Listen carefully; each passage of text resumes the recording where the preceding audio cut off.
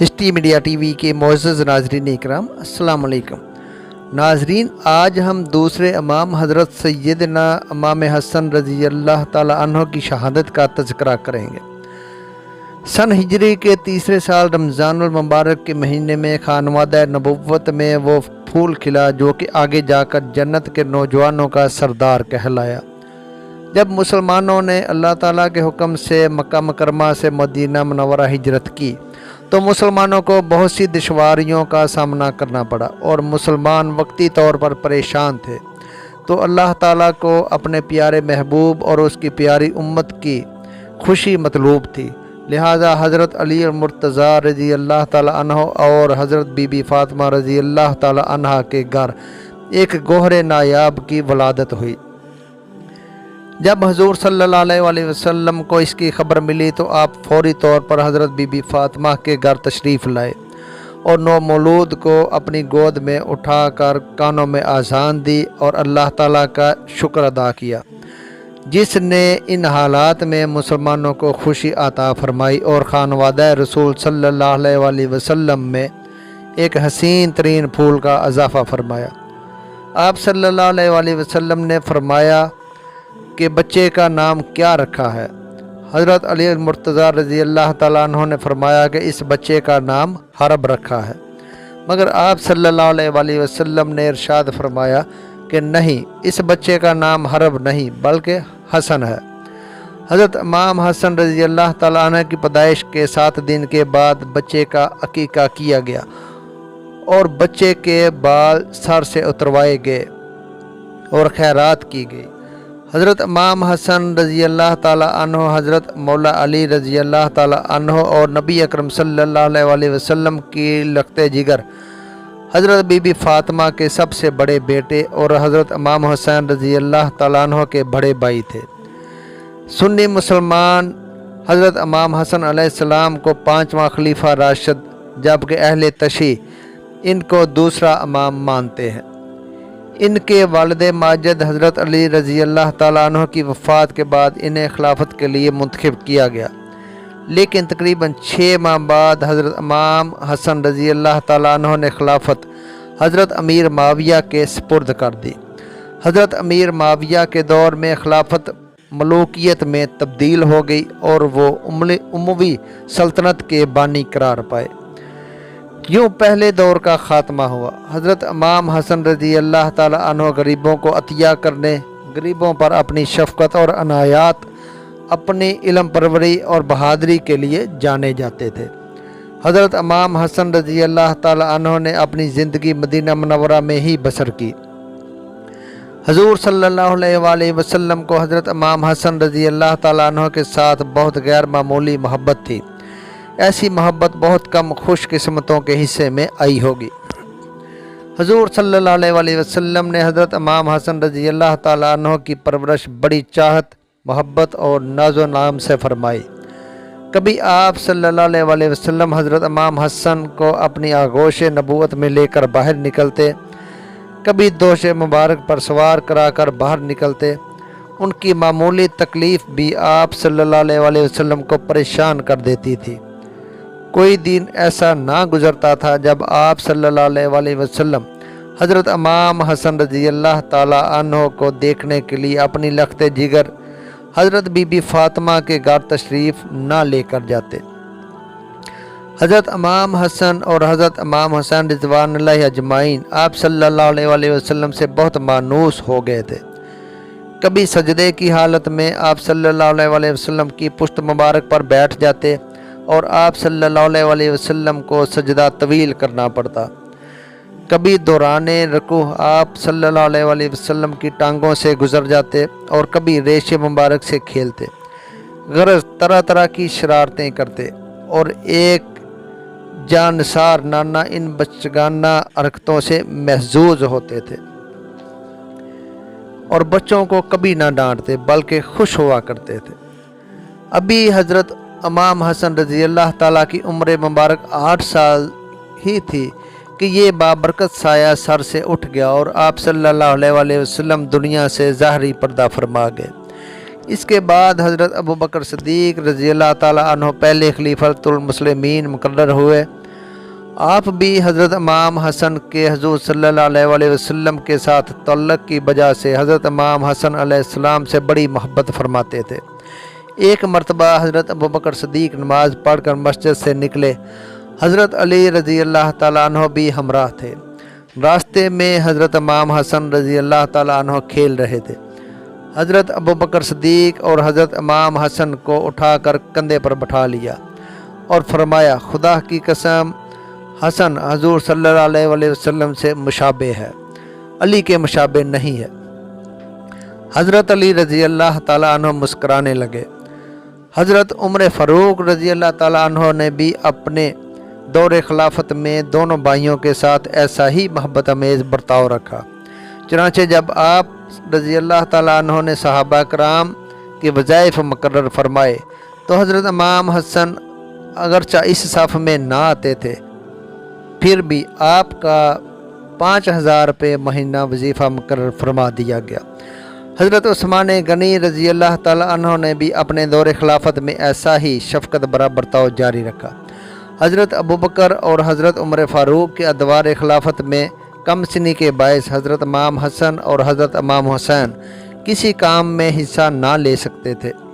حضرت عثمان غنی رضی اللہ تعالیٰ عنہ کے دور خلافت میں آپ پورے جوان ہو چکے تھے، چنانچہ اس دور میں آپ کی عملی زندگی کا آغاز ہوتا ہے۔ اس سلسلہ میں سب سے پہلے طبرستان کی فوج کشی کے لشکر میں آپ شامل ہوئے۔ یہ فوج کشی حضرت سعید بن العاص کی زیر قیادت ہوئی تھی۔ اس کے بعد جب حضرت عثمان غنی رضی اللہ تعالیٰ عنہ کے خلاف فتنہ اٹھا اور باغیوں نے قصر خلافت کا محاصرہ کر لیا تو حضرت امام حسن رضی اللہ تعالیٰ عنہ نے اپنے والد بزرگوار کو یہ مشورہ دیا کہ آپ محاصرہ اٹھنے تک کے لیے مدینے سے باہر چلے جائیں، کیونکہ لوگ آپ کی موجودگی میں عثمان غنی کو شہید کر دیا گیا تو آپ کو ذمہ دار ٹھہرائیں گے۔ لیکن باغی حضرت علی رضی اللہ تعالیٰ عنہ کی نقل و حرکت کی برابر نگرانی کر رہے تھے، اس لیے حضرت علی رضی اللہ تعالیٰ عنہ اس مفید مشورہ پر عمل نہ کر سکے۔ البتہ حضرت امام حسن کو حضرت عثمان غنی کی حفاظت کے لیے قصر خلافت میں بھیج دیا۔ چنانچہ انہوں نے اپنے دیگر ساتھیوں کے ساتھ اس خطرہ کی حالت کے باوجود نہایت شجاعت اور بہادری سے حملہ آوروں کا مقابلہ کیا اور باغیوں کو اندر داخل ہونے سے روکے رکھا۔ اس مدافعت میں خود بھی زخمی ہوئے، سارا بدن خون سے بھر گیا، مگر حفاظت کی یہ تمام تدبیریں ناکام ثابت ہوئیں اور باغی چھت پر چڑھ کر اندر گھس گئے اور حضرت عثمان غنی رضی اللہ تعالیٰ عنہ کو شہید کر دیا۔ اور جب حضرت علی رضی اللہ تعالیٰ عنہ کو شہادت عثمان کی خبر ملی تو آپ نے جوش غضب میں حضرت امام حسن رضی اللہ تعالیٰ عنہ کو تمانچہ مارا کہ تم نے کیسی حفاظت کی کہ باغیوں نے اندر گھس کر حضرت عثمان غنی کو شہید کر دیا۔ حضرت عثمان غنی کی شہادت کے بعد جب مسند خلافت خالی ہو گئی اور مسلمانوں نے اس خلافت کی مسند کے لیے حضرت علی کو موزوں پایا اور مسلمانوں نے حضرت علی رضی اللہ تعالیٰ عنہ کے ہاتھ پر بیعت کرنا چاہی تو حضرت امام حسن رضی اللہ تعالیٰ عنہ نے والد بزرگوار کو یہ مشورہ دیا کہ جب تک تمام مملکت اسلامیہ کے مسلمان خلافت کی ذمہ داریاں سنبھالنے کے لیے آپ سے درخواست نہ کریں، آپ اس وقت تک اسے قبول نہ کریں۔ تو حضرت علی رضی اللہ تعالیٰ عنہ نے فرمایا کہ خلیفہ کا انتخاب صرف اور صرف مہاجرین اور انصار کا حق ہے۔ جب یہ لوگ کسی کو خلیفہ تسلیم کر لیں تو پھر تمام مملکت اسلامیہ پر اس کی اطاعت لازم ہو جاتی ہے۔ بیعت کے لیے تمام دنیا کے مسلمانوں کے مشورہ کی شرط نہیں ہے۔ پھر حضرت علی رضی اللہ تعالیٰ عنہ نے خلافت قبول کر لی۔ حضرت امام علی مقام کی بیعت کے بعد جب حضرت عائشہ، حضرت زبیر ابن العوام اور حضرت عبید اللہ بن طلحہ حضرت عثمان رضی اللہ تعالیٰ عنہ کے قصاص کے لیے ان کے قاتلوں سے بدلہ لینے کے لیے نکلے تو پھر حضرت امام حسن رضی اللہ تعالیٰ عنہ نے حضرت علی رضی اللہ تعالیٰ عنہ کی خدمت میں عرض کیا کہ آپ مدینہ واپس چلے جائیں اور کچھ دنوں کے لیے خانہ نشین ہو جائیے۔ لیکن حضرت علی رضی اللہ تعالیٰ عنہ کی رائے میں ان حالات میں مدینہ واپس جانا اور خانہ نشین ہو جانا امت کے ساتھ فریب تھا۔ اس سے امت محمدیہ میں مزید انتشار پیدا ہونے کا اندیشہ تھا، اس لیے آپ واپس نہ گئے۔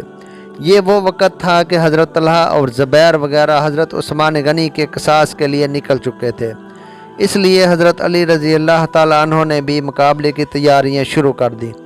جب آپ بالکل تیار ہو گئے تو حضرت امام حسن رضی اللہ تعالیٰ عنہ کو بھی چاروں ناچار آپ کی حمایت میں نکلنا پڑا۔ چنانچہ والد بزرگوار کے حکم کے مطابق حضرت عمار بن یاسر کے ہمراہ اہل کوفہ کو ان کی حمایت پر آمادہ کرنے کے لیے کوفہ تشریف لے گئے۔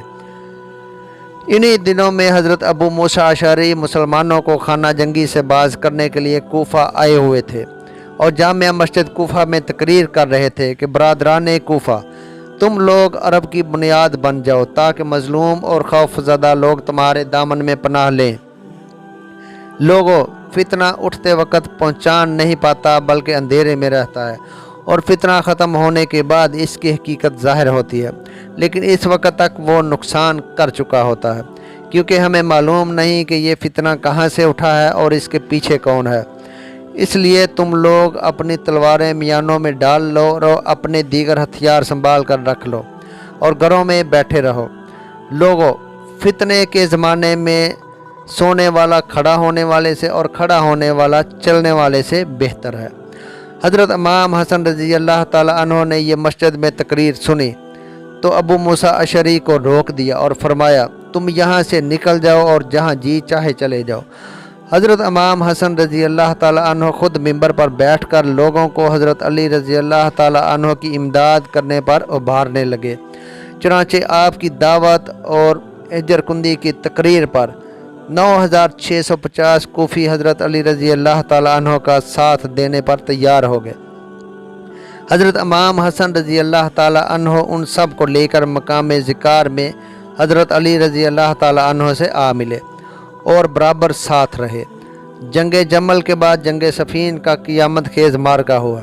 حضرت امام حسن رضی اللہ تعالیٰ عنہ اپنے والد حضرت امام علی مقام رضی اللہ تعالیٰ عنہ کے ہمراہ تھے، اور جنگ کے خاتمہ پر جو عہد نامہ مرتب ہوا اس میں بطور گواہ بھی آپ کا نام مبارک شامل تھا۔ خلافت کے 5ویں سال ابن ملجم نے حضرت علی رضی اللہ تعالیٰ عنہ پر قاتلانہ حملہ کیا۔ زخم کاری تھا، اس لیے نقل و حرکت سے عاری ہو گئے۔ چنانچہ جمعہ کی امامت حضرت امام حسن رضی اللہ تعالیٰ عنہ کو تفویض فرمائی۔ آپ نے جمعہ کا خطبہ دیا۔ خدا نے جس نبی کو مبعوث کیا اس کو ایک ذات، ایک قبیلہ اور ایک گھر عنایت فرمایا۔ اس ذات کی قسم جس نے نبی پاک صلی اللہ علیہ وسلم کو نبی بنایا، اس لیے جو شخص ہم اہل بیت کا کوئی حق تلف کرے گا، خدا اس حق تلفی کے بدلہ میں اس شخص کا حق ختم کر دے گا۔ حضرت علی رضی اللہ تعالیٰ عنہ کا زخم نہایت کاری تھا۔ جب زندہ بچنے کی کوئی امید باقی نہ رہی تو لوگوں نے آپ رضی اللہ تعالیٰ عنہ سے حضرت امام حسن رضی اللہ تعالیٰ عنہ کی آئندہ جانشینی اور خلافت کے بارے میں سوال کیا۔ حضرت علی رضی اللہ تعالیٰ عنہ نے جواب دیا کہ نہ میں حکم دیتا ہوں اور نہ ہی میں روکتا ہوں۔ زخمی ہونے کے تیسرے روز حضرت علی رضی اللہ تعالیٰ عنہ شہید ہو گئے۔ حضرت امام حسن و حضرت امام حسین اور حضرت جعفر نے غسل دیا۔ حضرت امام حسن رضی اللہ تعالیٰ عنہ نے نماز جنازہ پڑھائی اور نماز فجر کے وقت آپ کو جامع مسجد سے متصل جگہ میں سپرد خاک کر دیا گیا۔ حضرت علی رضی اللہ تعالیٰ عنہ کی وفات کے بعد امیر معاویہ کے مقبوضہ علاقے کے علاوہ باقی تمام علاقے کی نظر میں حضرت امام حسن رضی اللہ تعالیٰ عنہ کی جانب تھی۔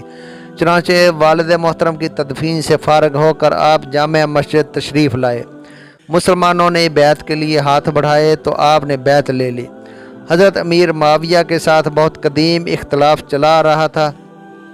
حضرت امیر معاویہ حضرت امام علی مقام حضرت علی رضی اللہ تعالیٰ عنہ کی حیاتی میں ہی عالم اسلام پر حکومت کرنے کا خواب دیکھ رہے تھے، لیکن جناب حضرت امام علی مقام رضی اللہ تعالیٰ عنہ کی زندگی میں امیر معاویہ کے لیے یہ ممکن نہ ہو سکا۔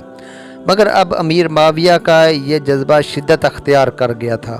امیر معاویہ کو جب معلوم ہوا کہ حضرت امام حسن رضی اللہ تعالیٰ عنہ کی طبیعت صلح جو کی ہے، وہ جنگ کو پسند نہیں کرتے، چنانچہ آپ نے طے کر لیا تھا کہ اگر ایسا موقع آیا تو آپ امیر معاویہ سے کچھ علاقوں سے دستبردار ہو جائیں گے۔ حضرت امام حسن رضی اللہ تعالیٰ عنہ اور حضرت امیر معاویہ رضی اللہ تعالیٰ عنہ کی مصالحت کے بعد حضرت عمر بن العاص جو کہ حضرت امیر معاویہ کے ہمراہ تھے ان سے کہا کہ بہتر یہ ہے کہ حضرت امام حسن عوام کے سامنے دستبرداری کا اعلان کریں تاکہ لوگ خود اس بات کو سن لیں، مگر امیر معاویہ ایسی حجت مناسب نہ سمجھتے تھے۔ مگر جب عمر بن العاص نے زیادہ اصرار کیا تو انہوں نے حضرت امام حسن رضی اللہ تعالیٰ عنہ سے درخواست کی کہ وہ عوام کے سامنے دستبرداری کا اعلان کرے۔ امیر معاویہ کی اس فرمائش پر حضرت امام حسن رضی اللہ تعالیٰ عنہ نے مجمع کے سامنے تقریر فرمائی، اے لوگو، خدا نے ہمارے اگلوں سے تمہاری ہدایت اور پچھلوں سے تمہاری خون ریزی کروائی۔ دانائیوں میں سب سے بہتر دانائی تقوی اور کمزوری بدعمالیاں ہیں۔ یہ خلافت جو ہمارے اور امیر معاویہ کے درمیان متنازع ہے، یا وہ اس کے حقدار ہیں یا میں اس کا حقدار ہوں، دونوں صورتوں میں نبی پاک صلی اللہ علیہ وسلم کی امت کی صلح اور تم لوگوں کی خون ریزی سے بچنے کے لیے میں اس سے دستبردار ہوتا ہوں۔ پھر امیر معاویہ سے مخاطب ہو کر فرمایا، یہ خلافت تمہارے لیے فتنہ اور چند روزہ سرمایہ ہے۔ یہ سن کر حضرت امیر معاویہ نے فرمایا، بس کیجئے، اتنا ہی کافی ہے، اور عمر بن العاص سے کہنے لگا، تم مجھے یہی سنوانا چاہتے تھے۔ حضرت امام حسن رضی اللہ تعالیٰ عنہ دستبرداری کے بعد اپنے اہل و عیال کے ساتھ مدینہ منورہ تشریف لے گئے۔ اس طرح نبی پاک صلی اللہ علیہ وسلم کی یہ پیشین گوئی پوری ہو گئی کہ میرا یہ بیٹا سید ہے، خدا اس کے ذریعے امت کے دو گروہوں میں اختلاف ختم کروائے گا۔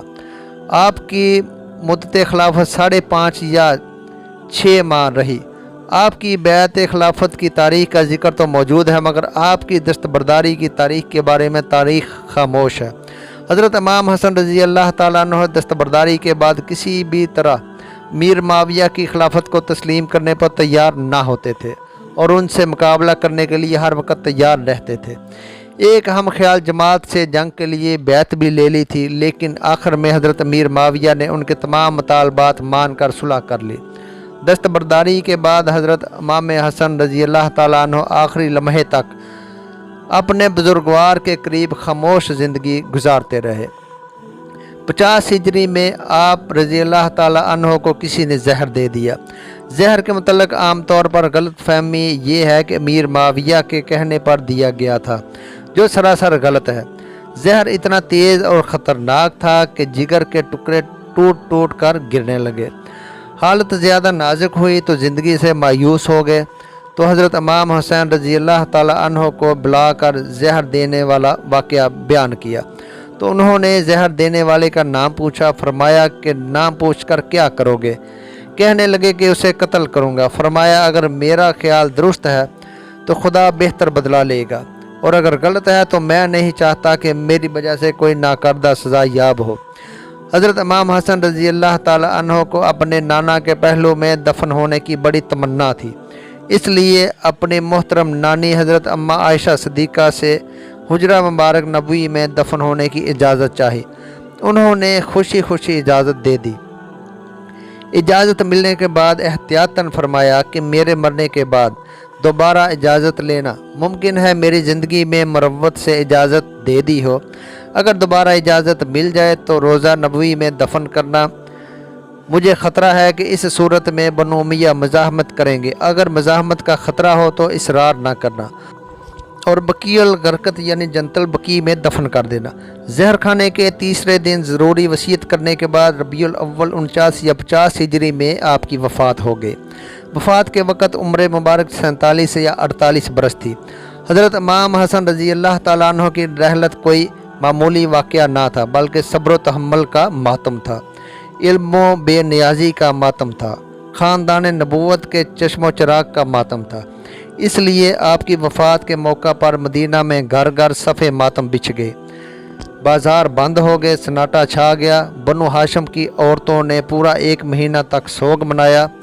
حضرت ابو ہریرہ مسجد میں پکار پکار کر کہتے تھے کہ لوگو آج خوب رو لو کہ نبی پاک صلی اللہ علیہ وسلم کا محبوب دنیا سے رخصت ہو گیا۔ جنازہ میں اتنا ہجوم تھا کہ اس سے پہلے مدینہ میں کم ہی دیکھنے میں آیا تھا۔ سلمہ بن عبد الملک جو جنازہ میں شریک تھے وہ گواہ ہیں کہ حضرت امام حسن رضی اللہ تعالیٰ عنہ کے جنازہ میں اس قدر ہجوم تھا کہ اگر سوئی بھی گر جاتی تو رش کی وجہ سے زمین تک نہ پہنچتی۔ اہل بیت اسلام اور صحابہ کرام اجمعین پر لاکھوں کروڑوں درود و سلام۔